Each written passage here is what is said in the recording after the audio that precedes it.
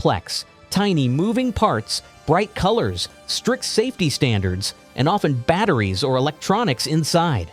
In Guangdong province, factories use high-speed injection molding machines that can churn out hundreds of plastic parts in minutes. But what's striking is the human-machine collaboration.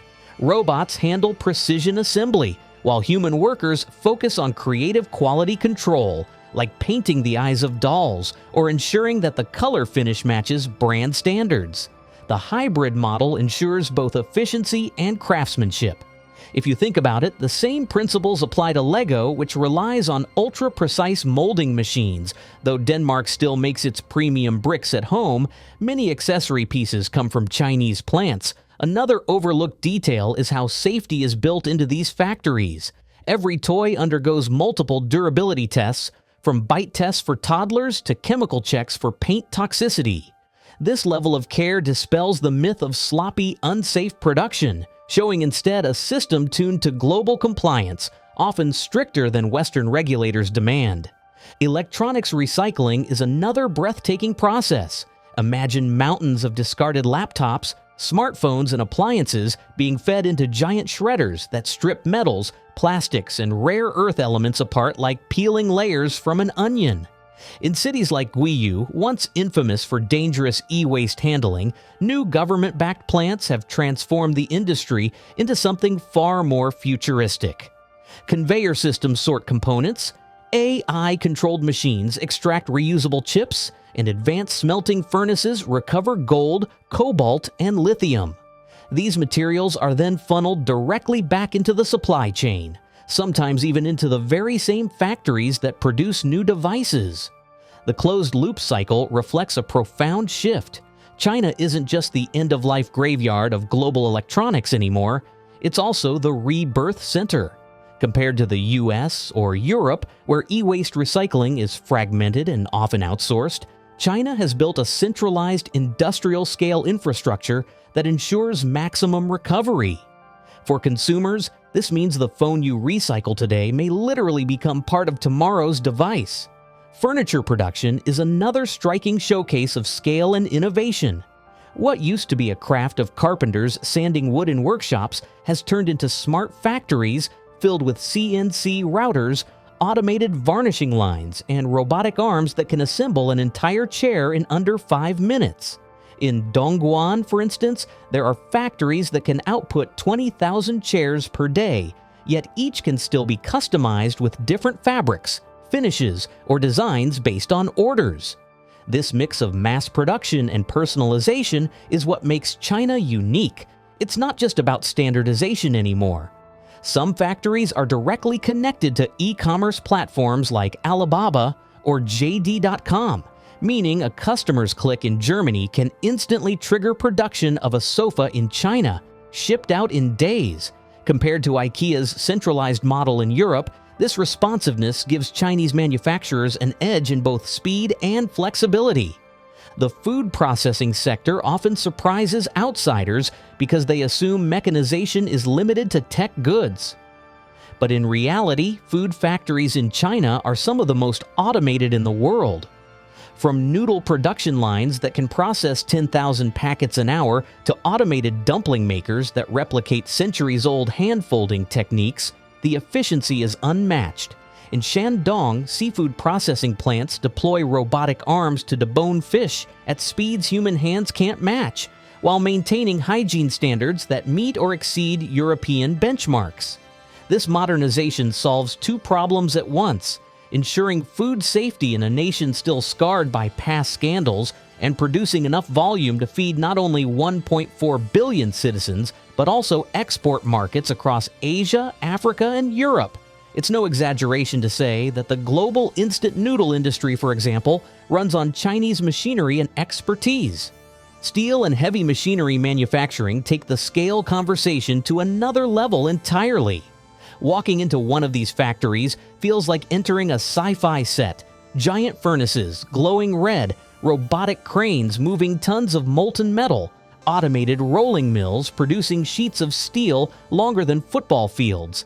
The modernization here is crucial because steel has always been the backbone of industrial development, and China produces more than half of the world's supply.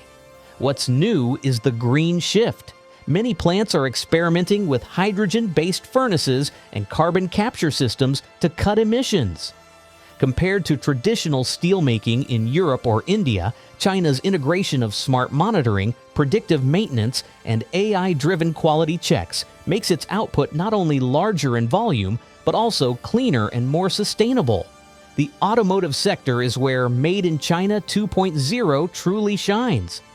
While the world once dismissed Chinese cars as cheap imitations, today factories like those in Shanghai and Changzhou are producing world-class EVs that rival Tesla. Watching a modern auto plant is mesmerizing.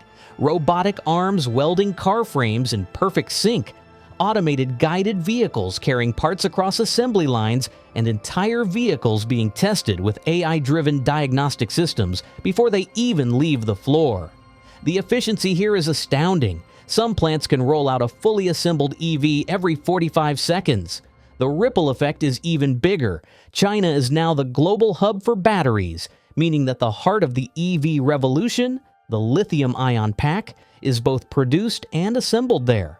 Compared to legacy automakers in Detroit or Germany, China's EV factories move faster, adapt designs quicker, and integrate supply chains more tightly, which is why they've been able to flood international markets so quickly. Then there's the robotics industry itself, perhaps the most meta of all, robots making robots. In cities like Suzhou, factories produce robotic arms, sensors, and AI-driven systems that are then shipped globally to other manufacturing hubs. The irony is powerful. China, once criticized for cheap labor, now leads in replacing that very labor with machines. And these aren't basic robots. They're sophisticated units capable of delicate surgeries, warehouse automation, and even humanoid movements. By exporting these technologies worldwide, China isn't just fueling its own production, but shaping how the entire world will manufacture goods in the next decade. Finally, renewable energy manufacturing, especially solar panels and wind turbines, has become a defining symbol of modern Chinese factories. Vast solar farms start here, with production lines slicing silicon wafers thinner than paper, layering them into high-efficiency cells, and assembling panels at mind-bending speeds. The scale is so massive that China produces nearly 80% of the world's solar panels.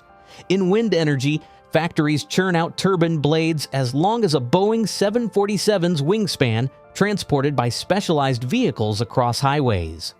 Compared to Western rivals, Chinese manufacturers dominate not just in quantity, but in cost-effectiveness, making renewable energy more accessible worldwide. The irony is that the country once criticized as the biggest polluter is now also the one enabling global decarbonization through affordable technology. Each of these processes tells a bigger story, that made in China no longer just means mass production, but mass production at a sophistication, speed, and scale the world has rarely seen. It's not just about cost savings, it's about redefining what factories can do. Whether it's recycling old phones into new ones, building EVs at record pace, or weaving clothes that track themselves across global supply chains, Chinese factories have turned efficiency into an art form, and the implications are enormous. Industries worldwide are either adapting to keep up or falling behind. What do you think? Is this the future of manufacturing, or will similar revolutions unfold elsewhere?